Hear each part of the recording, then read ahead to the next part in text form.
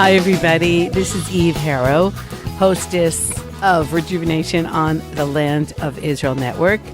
It is Wednesday, the 17th of July, 14th day of Tammuz, 5779. The bulk of today's show is going to be an interview that I recorded a couple of days ago with former Governor Mike Huckabee. We were both at the Arugot Ranch, went there with the Falic family, the incredible family that does so much for Judea and Samaria. And he is here with the group. He comes very often, and you'll hear about that from him. I know that Josh Hastings aired part of an interview that I think a press conference that Governor Huckabee gave a couple of days ago. But this is a real interview with me for close to, 40 minutes or so. If there's some noises, it's because we were sitting on the back of the bus that was taking us back to Jerusalem after our visit to the ranch. He's busy, I'm busy. We grabbed the opportunity that we could. So as with so many of my interviews, I don't necessarily agree with everything that's said, but I think it's super important for people to be able to express their opinions and for me to give a platform to people, even if I, have slightly different opinions or even sometimes major differences of opinion. But I think it's great that he comes here, that he is such a wonderful supporter, not just of Israel, but of Jewish rights in Judea and Samaria. And that he's, grounded in the Bible and really has done so much for this country and, has paid for it in some ways as well. So it was delightful speaking to him and had an opportunity to hear him play the guitar, also with Jeremy, Simon Falic on the accordion. It was quite the experience. Anyhow, Arugot Ranch is a pretty magical place. So, had a crazy week with a Momentum, with one of the groups that I'm guiding. Used to be Jewish Women's Renaissance Project. I've spoken about it before, interviewed some of the people who are involved and plan to do so again. As always, just a wonderful week. 200 women all over Israel, just showing them the country, the beauty of Judaism. I try and teach them, but I can tell you that they always teach me something, and just a real privilege to be a part of their journey. You might wonder, incidentally, why you're hearing this on Wednesday and not on my usual Sunday. And thank you all who wrote to me and said, "Are you okay? We know that you regularly put out your show on Sunday, almost like no matter what happened." So Jeremy had asked me to switch days with him because he wanted to get his music video out early. So we did that. I hope you guys were okay. I hope it didn't totally mess up your week. Next week, we should go back to our regularly scheduled programming. But in the meantime, I was also interviewed by Nachum Siegel on his radio show that plays in the New York area. If you want to hear that, I believe it's already up on my website, as are other things that I've done. So that's eveharrow.com. And so if you're like, oh my God, it's just, we have to hear her voice even more. So feel free. And as I said, coming to the States looks like September and December, or North America. So you can be in touch about that as well. So I'd like to thank Ben and Tabitha for getting this show out, and really everybody on the station. Lots more to say, but it'll have to wait until next week. And doesn't it seem like every single day there's some press conference about a new discovery here in the land? And yes, it's because now is when the archaeological digs are happening in June and July. But still, one day Ziklag, and another day the moat from the Crusader time period from 1099, and another day like a massive, today that was the announcement, yesterday, a massive Neolithic, meaning about 9,000 years ago, village outside of Jerusalem in one of the riverbeds from riverbed of Sorek. So it's just wild what's happening here, and amazing. I mean, you guys know that I love to interview archaeologists, like an embarrassment of riches. Where do I even begin? So I'll circle back to that at some point. Just so many interesting people that come through here and that are somehow involved with Israel and Judaism. I sometimes really, I just don't know where to begin. So in the meantime, today we are beginning and ending with Governor Mike Huckabee. Thanks everybody for writing and for caring and for being interested and for tuning in. Hi, everybody. It's Eve Harrow on Rejuvenation for the Land of Israel Network. I know you're hearing this on Wednesday instead of my usual podcast on Sunday because I switched with Jeremy and just for this week. But it just so happens that I just spent a lot of time with Jeremy Gimpel. It's out here. It is on Sunday out here at the Arugot Ranch with a tremendous group of people. Simon and Falic brought a whole bunch of people here, including I'm honored to re-meet because I met him a few years ago. Former Governor Mike Huckabee. So you're once again in Israel. So glad to be back. I think this year alone I will be in Israel 5 or 6 times. Probably will be that many times next year. And people ask me, how come you keep going back? And I bring groups of hundreds of people every year. And I tell them, I said, first of all, I love this place, and I've loved it since I first came here as a 17-year-old in 1973. But I learned something new every time I come. You can't exhaust the land of Israel because the best way I can explain it, if one goes to Gettysburg, it's a wonderful historic site, but one thing happened there, one thing, and you drill down and you get it all, and then that's it. You come to Israel, and there are 50 layers of biblical history, and then if you add on all the modern history, you can't dig deep enough to exhaust because everywhere your foot hits. Was this something that was part of Abraham's experience, King David, Solomon, Jesus? Every place that you go, there are layers upon layers of history. It's just a powerful experience. Well, that's why I live here. It's a little country about the size of New Jersey, but very deep. A lot of quality. But is it your faith that keeps bringing you back here? Is it curiosity? Is it love of history? Is it your political life and feeling that what's happening in Israel definitely affects the United States, the country that you love so much? Eve, it's all of those things. I've often said that my first really sense of this being a special place came in 1973, and I felt like it's the only place on earth I'd ever been where I'd never been here before, but the moment I came here I felt I was at home. Well, that's spiritual. So a lot of it is my faith, the fact that everything that is a part of my faith happened here in this land. So that gives me a great reason. But then I tell people, and this is genuinely true, that even if my faith had all been centered in Northern Europe and Israel had not one thing to do with my faith, I would still find Israel to be an extraordinary, amazing, and magnetic country, in part because over the years, and I guess this is biblical, but I've seen the desert bloom. I've seen the dry bones come to life. When I came here in 1973, the country was barely 25 years old. It was young, I was young, and it was a desolate, barren land, and the Jews were eking out a living, selling some Jaffa oranges and trying to get a few tourists in, and the infrastructure of the roads was dismal. A bunch of people living on kibbutz and driving Russian cars, and they were terrible. And, what I saw, though, was still people who love their country and they love their freedom. And they came here escaping the galloping terrors of tyranny from all over the world to come and to freely live their Jewish faith. It was so much a mirror of America in its frontier days. And so it was easy to fall in love with it. And through the years, I've seen this country become a world technology leader, a leader in agriculture, a leader really in political innovations and military strategy. It's simply, I think it's inexplicable apart from believing that God has his hand on this country. So it so resonates what you say about coming here and feeling at home, because that's what happened to me at age 8. Something clicked. I felt like I was plugged into the right place, and that never went away. And that's the reason I came back to live here and raise my children here.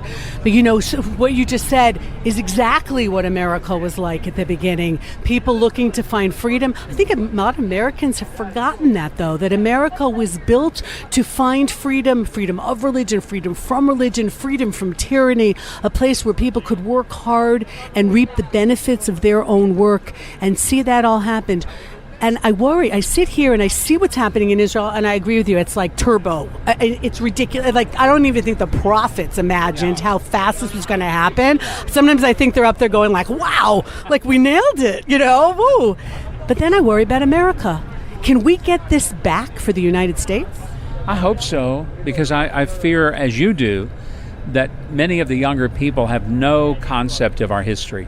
They don't understand how hard the people worked, how much they sacrificed, often their own lives, to create a life of freedom and prosperity for the generations to come after them. And many of them knew that they wouldn't be the ones to experience that genuine sense of prosperity. It would be the ones who would build on what they had. But America didn't get to be strong by people having an expectation that someone would give them something. America became strong because people worked unbelievably hard. They sacrificed their time, their efforts, their talents. They took great risk because they anticipated that those risks might lead to rewards, but there was no guarantee. Fortunately for all of us, many of those risks paid off, and whether it was the innovation of transportation ideas or the innovation of building railroads and a telegraph system or a telephone system, those things happened because people wanted to do something entrepreneurial. If America can stay with that, we'll be okay. But I'm afraid there are many people who think that the fact that some people have wealth means that other people can't. Well, that's a fallacy. It's an economic idiocy, because wealth actually does create jobs, prosperity, and capability for the people who don't have it. And without that kind of risk-reward situation, we could lose what we've built, and Israel would be a good place for us to look and say, maybe they're doing what we need to get back to doing. I tell people all the time that this is a country of faith and family. And I'm specifically saying faith and not religion, because almost everybody here feels there's something bigger than us going on here. And family, because we're having children. This is the highest birth rate in the Western world. And that also means you believe in the future and you're happy. What do you think is happening in America when it happens to faith and family? Our redefinition of family is very detrimental to our future, because ultimately we have to ask, who created the heavens and the earth, and do we have a responsibility to follow the rules of the one who created the game? If God created the heavens, the earth, men and women, created the idea of marriage, family, training our replacements, which is really the purpose for having children and for a mother and a father to create those children, is to train their replacements. If we redefine what it means and we make it so that it doesn't mean anything, and we say that men don't matter, fathers don't matter, marriage doesn't matter, we're going to destroy something that we don't fully embrace and understand. And the net result means that we lose the foundation of civilization, which is that sense of, I'm personally responsible not just for bringing a child into the world, but for raising him up and training him to be as good, if not better than me, as a human being, as a part of the ongoing civilization process. So your own children, you've got a daughter who's going into politics, dabbling in politics. I mean, as somebody who was in that world, you're encouraging this? So you're worried for her? Tell us a little bit about your daughter. You know, Sarah has grown up in it. She's the youngest of my 3 children, the only girl, strong as garlic, but very balanced. She has a real perspective about who she is. She doesn't think of herself as better than others or more important. I think what makes her who she is a genuine humility, an understanding that she knows who she is, not only in her world, but in God's world. So she's a person of strong and deep, abiding faith. So are my 2 sons. They're not as famous as she is, but as far as encouraging her in politics, I would neither encourage or discourage. I would tell her, follow what you believe God put you on this earth to do. And if you believe He's directing you to jump into a political endeavor, then go for it. If if he's not directing you, then stay away from it like a disease. Is that what brought you into politics? How did you get into politics? It was really a compelling inner drive that happened over a period of time. My first career was broadcasting, radio and television. And then I spent almost a dozen years in Christian pastoral work and church work. It was during that time, even though as a kid I sort of had a vision of being in political life, but I'd put it aside and thought that was never going to happen. But it was during that time that I was serving in a church that I saw people at a level that no one else gets to see them, because some people may say, well, what does a pastor have to bring to a political realm? Truth is, no profession quite prepares you as well as does being a pastor. I would use also being a rabbi, and here's why. You see life at a level no one else does. You see the best and the worst. You see life at the beginning, you see it at the end. You're the one who's present at the birth of a baby. You're also the one who's there holding the hand of that elderly person in ICU when they slip into eternity. You're there when the teenage girl comes and tells you at 14 she's pregnant before she even goes and tells her parents. You're the one who stands at the graveside of a 3-year-old as a young couple has to grieve with something that is utterly unnatural, to bury your own child. And you're there when middle-aged adults become the parents to their parents, as their parents start facing dementia and loss of capacity, and they have to make decisions they never even imagined that they would be making for their parents. So at every stage of life, the best and the worst, you're there and you see it. You see poverty, you see prosperity, you see joy, you see agony. And I don't think that there's anything that better prepared me to make public policy decisions quite like getting a school in what humanity is going through. It was a terrific preparation, and I think it made me a much better public official and gave me a different balance of public policy than if I'd simply taken sort of the automatic default position of either the Republican or the Democratic Party. Mm-hmm. Well, because then when you're looking at your constituents, you're seeing individuals. You're not just seeing a mass of a certain number of people. And you're also realizing that behind the surface story, there's a deeper story. For example, the person who commits a crime. I'm not saying he's not responsible. He or she is responsible for the crime, and they'll have to deal with it and face consequences. But there may be something deeper that has been lost. Maybe here's a kid who grew up with a mother who was drug addicted, who was never home. This is a kid who came home from school to an empty home, had to cook his own meals, didn't have a breakfast because no one was there to prepare it. Sometimes we need to have a little more sympathy with the people who have had broken lives, but by the grace of God, there go I. And I think you're also touching here on community responsibility. You know, we say it takes a village to raise a child. So if we have neighbors, because people, as you said, they're but for the grace of God, but sometimes people fall into something not because of anything they've done, because somebody got sick or there was an accident.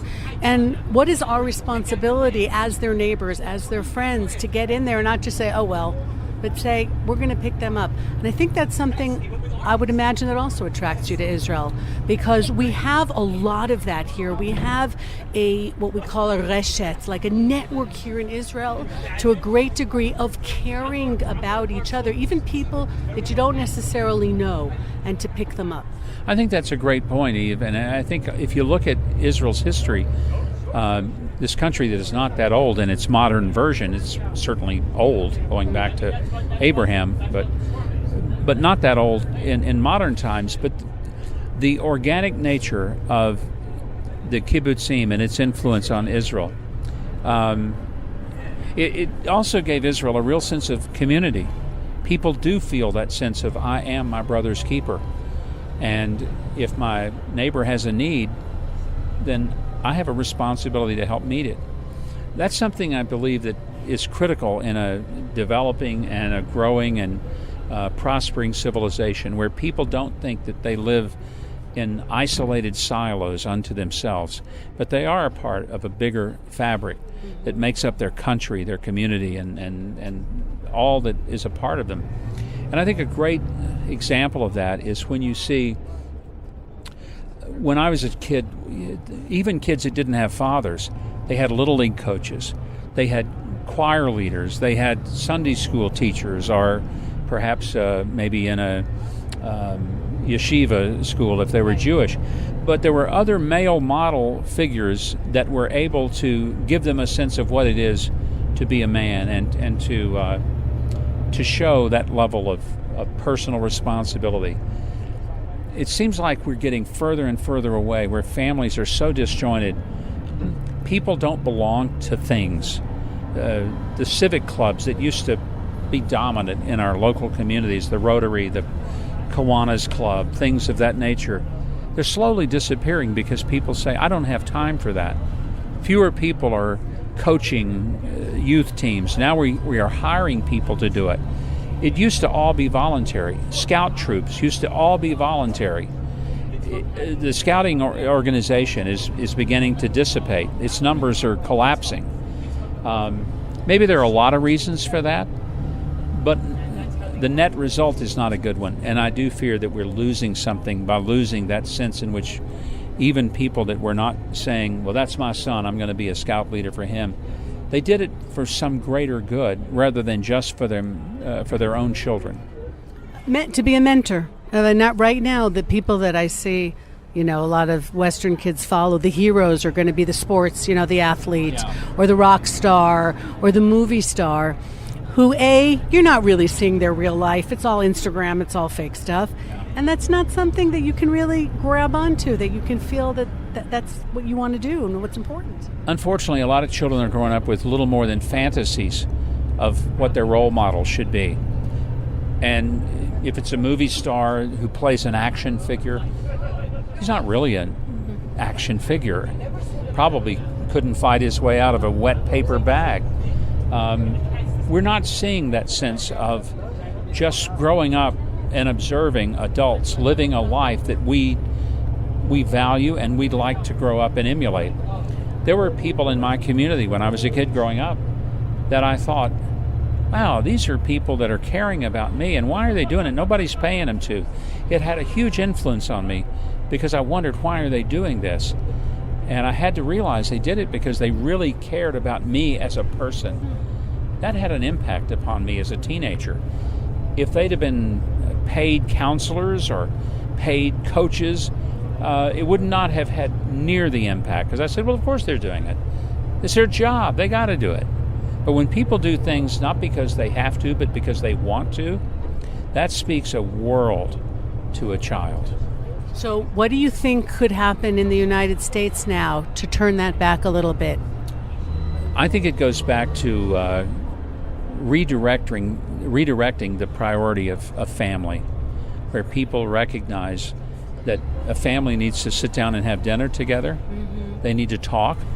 They need to absolutely put their phones away during meals and other times.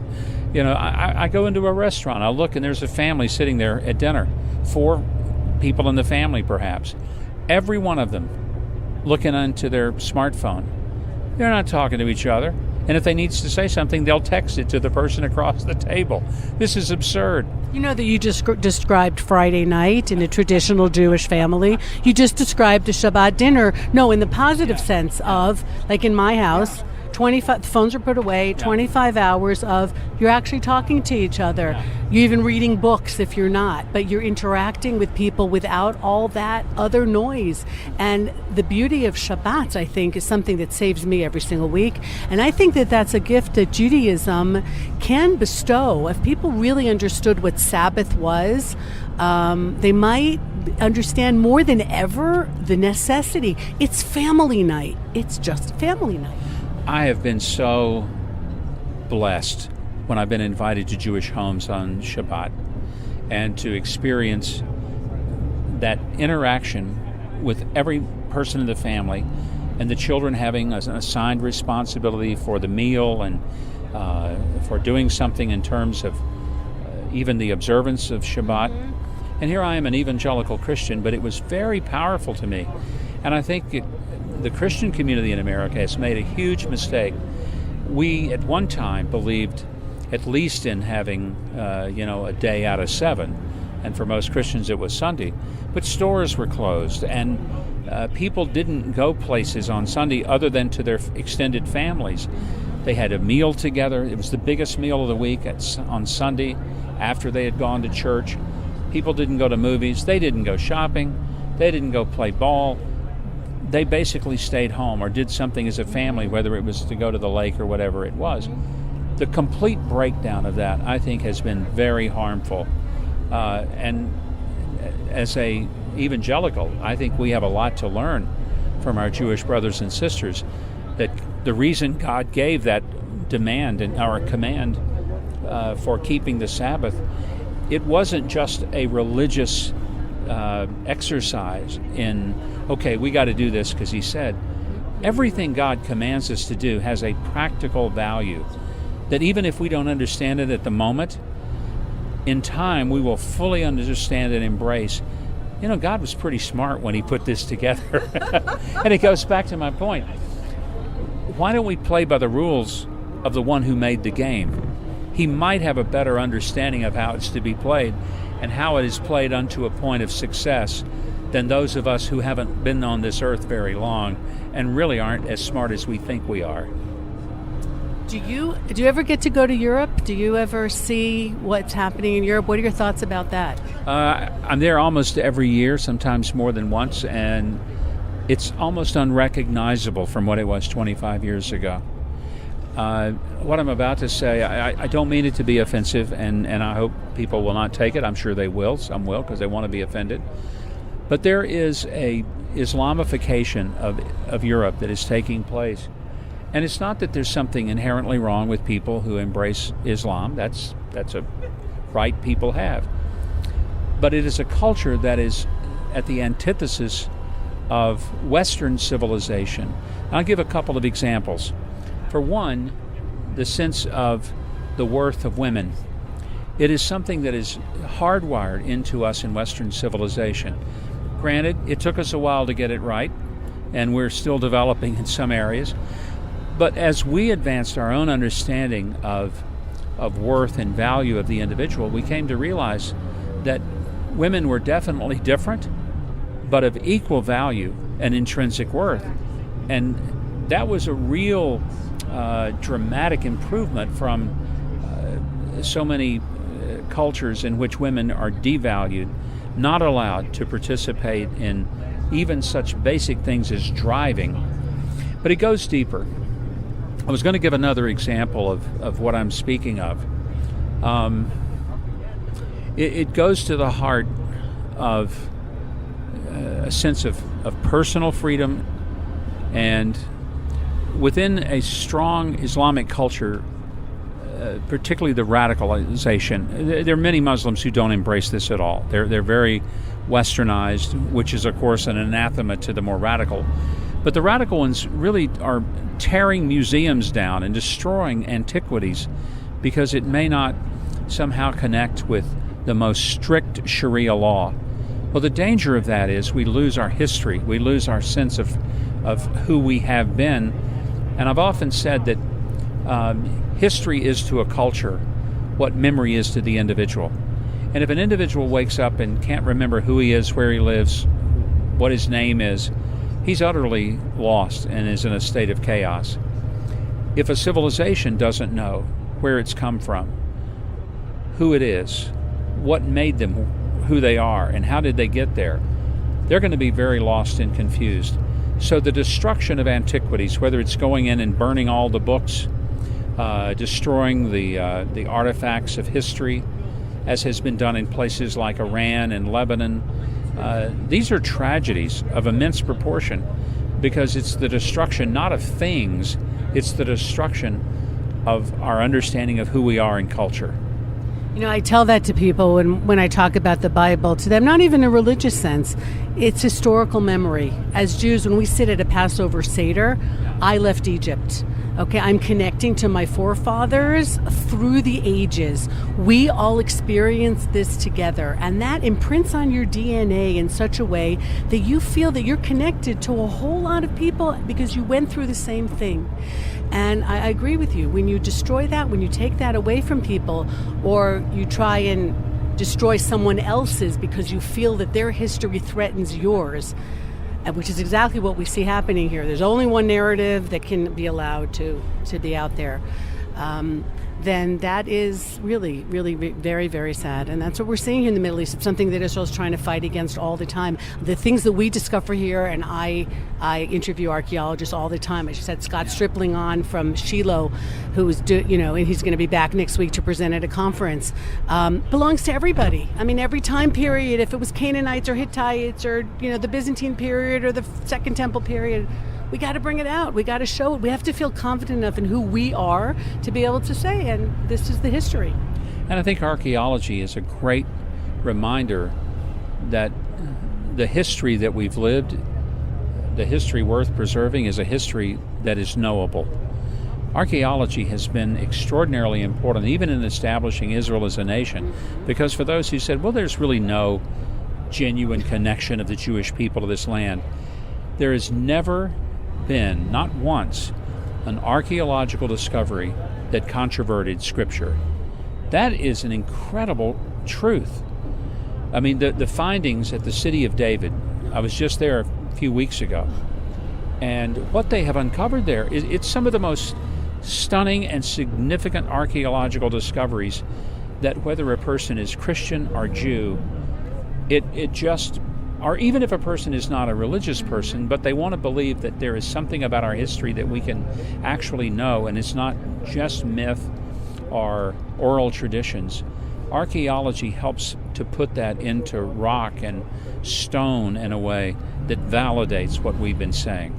It's incredibly exciting. I encourage people to come here all the time. Participate in a dig if you can. See what's going on here. I mean, we're in living digs all the time. That's great that you were in the city of David. I think that's probably the most important site for people to be going to. I do too. And what they're continuing to find, and this is what's amazing to me. I mean, the city of David has been there for 3,000 years. So it's not like it went away. It's just that over the years, it got lost in the dust of human history and progress. But now as we go and we dig down and we find that street that goes from the Pool of Siloam all the way to the Temple Mount, for a Jew, that's what a validation that process of going up that moment to the Temple Mount was real, and it was not just a story, but it actually was the practice and the life of those who live their faith. For Christians, it's a reminder Jesus walked on that very road, and his own trek up that place validates the Scripture. So it's an extraordinary find, and especially in that so much of it is in pristine condition. I think that's what was stunning when I was there. There are places in Israel where I've been, the archaeological sites. It's very powerful and very validating, but you almost have to be an archaeologist or have one standing there to explain what you're really looking at. The city of David, you can just be a tourist, and it's pretty obvious what you're looking at. Look at that staircase. And that still looks like a staircase. That road is there. That even that pillar where people would go and speak, it's kind of like the soapbox, that was there for people to get up and get something off their chest. There it stands as a wonderful reminder of our history, of our common story, and what made our civilization what it is, based on the Judeo-Christian understanding of individual responsibility, but also individual accountability to God, that we're not just corporately accountable for our behavior, we are individually accountable for it, which I think is the essence of the biblical message, is that God created us as individuals, not just as faceless, nameless pawns in a larger corporate block. He loves us individually, he knows us individually, but he also expects of us individually to live the life that he has prescribed. and to make good choices with whatever talents, gifts, or weaknesses that he's given each one of us as individuals without comparing ourselves to anybody else. One of the things that a trip to Israel does, it helps a person to see the faith that they've only imagined. I tell people all the time when I bring them here, I said, before you come to Israel, you'll read the Bible, and it'll be a wonderful book, but it'll be all in black and white. Once you've been here and you have a frame of reference, you're going to go home, and for the rest of your life, the Bible will be in HD, vivid color. It'll never be the same book. You'll never be the same person. And it will be transformational, because when you hear something about going down to Jericho, you will have been on that road, and you know you are physically going from a mountain of 3,000 or 4,000 feet to the lowest place on earth. It's at sea level. And you understand, boy, that's a literal reference going down. And over on every page, something will jump out at you, and you'll say, I remember, I saw that.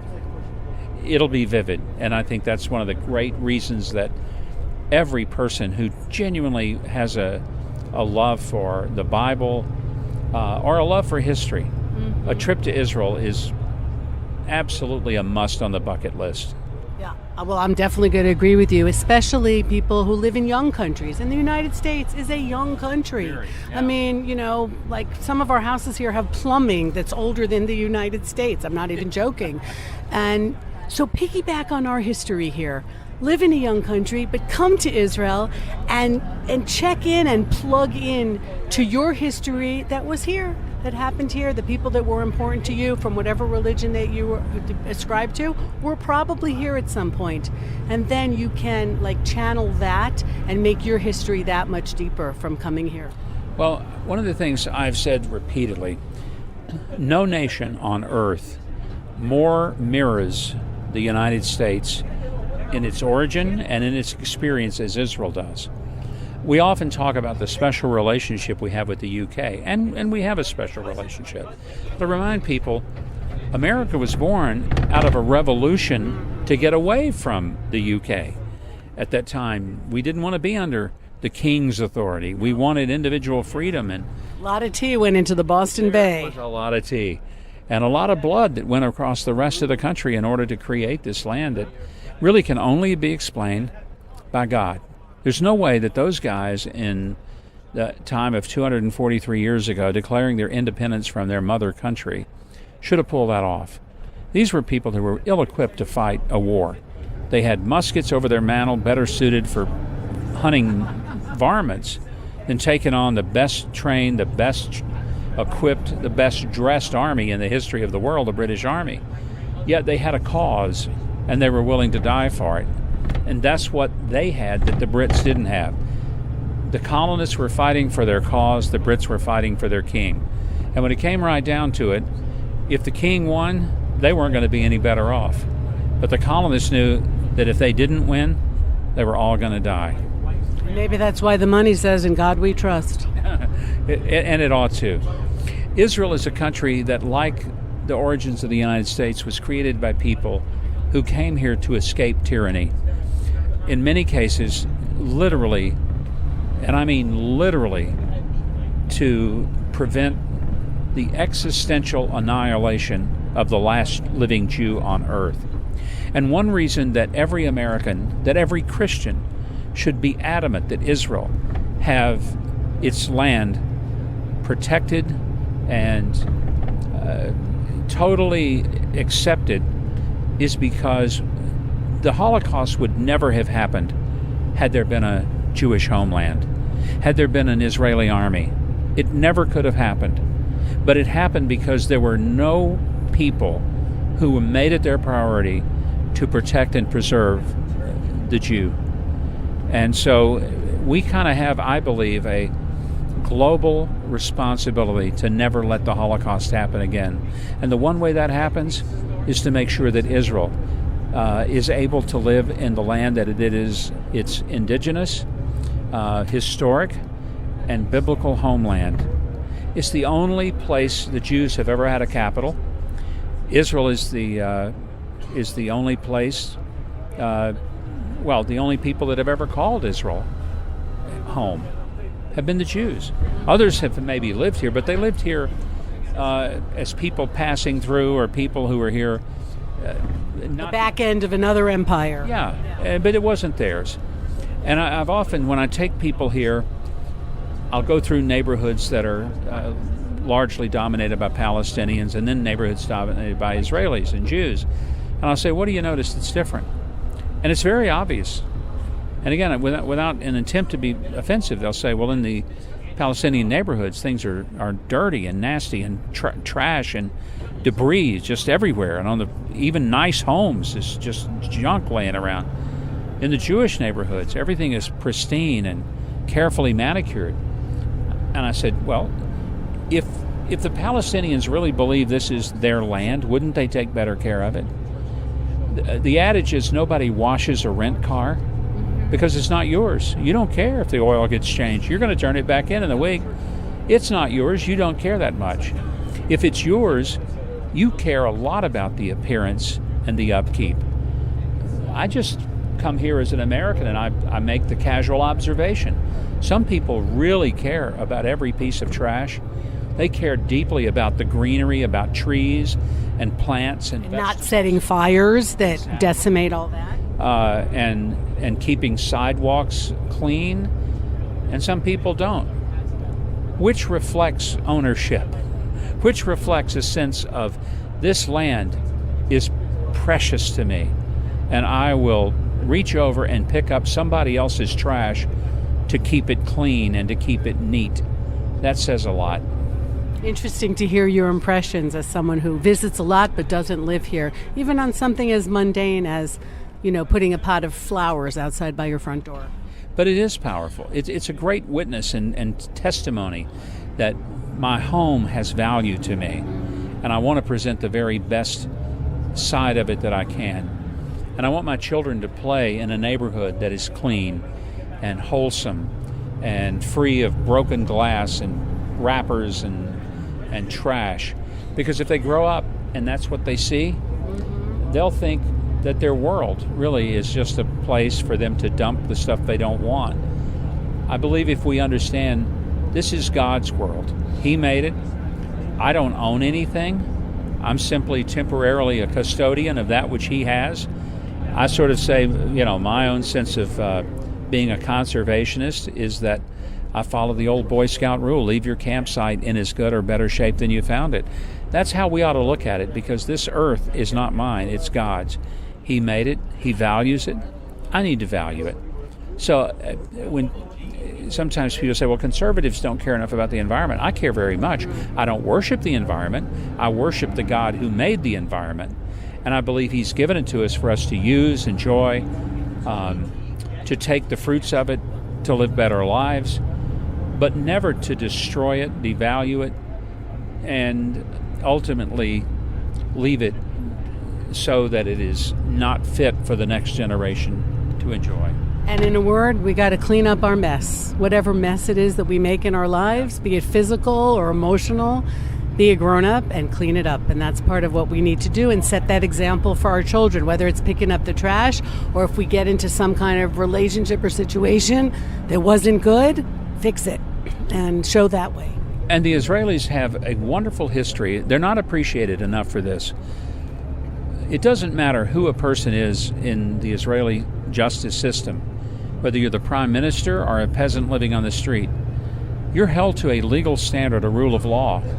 That's very important. It's important for Americans to recognize that that's what makes us unique. Your name, your occupation, your family connections ultimately can't get you out of something that you're responsible for, because the rule of law is supposed to be bigger than any of those things. Has it been practiced imperfectly? Oh, yeah. Do some people get off the hook because they've got connections? Absolutely. But by and large, we have a system that forces us to live under the laws that we have accepted among ourselves as that social contract of life. And I think people also don't appreciate how unusual Israel is in the Middle East. When we talk about being the only democracy here, it's more than just that. It's more than just having elections. We have that social contract in this country to behave a certain way, living in a part of the world where behaviors are so out of control, leaders to their own people, when people can't believe their own leaders. And just coming back to you being governor, the basic, I think the inherent strength of democracies is that people have faith in their leaders, or should, and feel at least their leaders may make mistakes, but they do have the people's best interests at heart. You may not agree with what they're doing, but you shouldn't suspect your leader for trying to hurt his own people. Yet in the rest of the Middle East, that's exactly what's happening. People don't have that to lean on. As you, as having been a clergyman and a governor, have had that, have people needing to trust you. What you were saying, what you were doing is in their best interests. And I'm going to hope that that's still what America stands for and what Israel stands for. And it's a rarity. That's not the common countries in the world are not like that.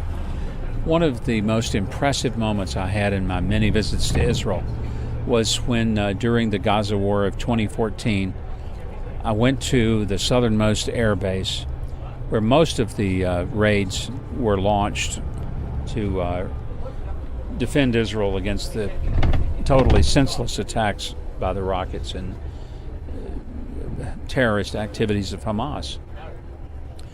Most Americans do not appreciate, and the world certainly doesn't, that the ethical approach of the Israeli army before they would go and drop a bomb on a building, even though they knew that was a building that was housing terrorists, that was housing launch controls, or perhaps even a launch site, they would first fly over and drop leaflets.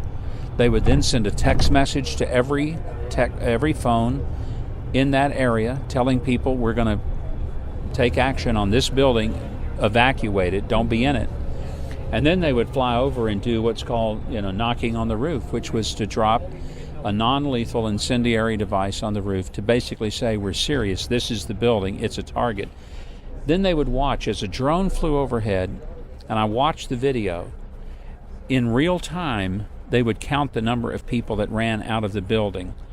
They knew pretty much through their intelligence how many people were in that building. And they didn't launch the strike till they were confident that most of the human capital had been evacuated from that building. Eve, there's not another military force on God's earth that goes to that length to try to protect certainly innocent civilians, but even to protect soldiers from something of that nature. And they never get credit for what they do. We don't. And that's why we so appreciate friends like you who see what, I don't know why other people don't see it, and maybe it's because you keep coming back. So, if it was different, you would know by now. Like, we couldn't keep our secrets from you, maybe one or two times, but you're back every couple months. So you're seeing this country with all its flaws and all its imperfections and all of its strengths. And to have a friend in you, to have an advocate in you is really a great thing, and I just want to thank you for that. Well, thank you, and it has been a real joy visiting with you, and I can't wait to come back. Okay. All right. Governor Mike Huckabee, thank you so much. Eve Harrow on Rejuvenation for the Land of Israel Network.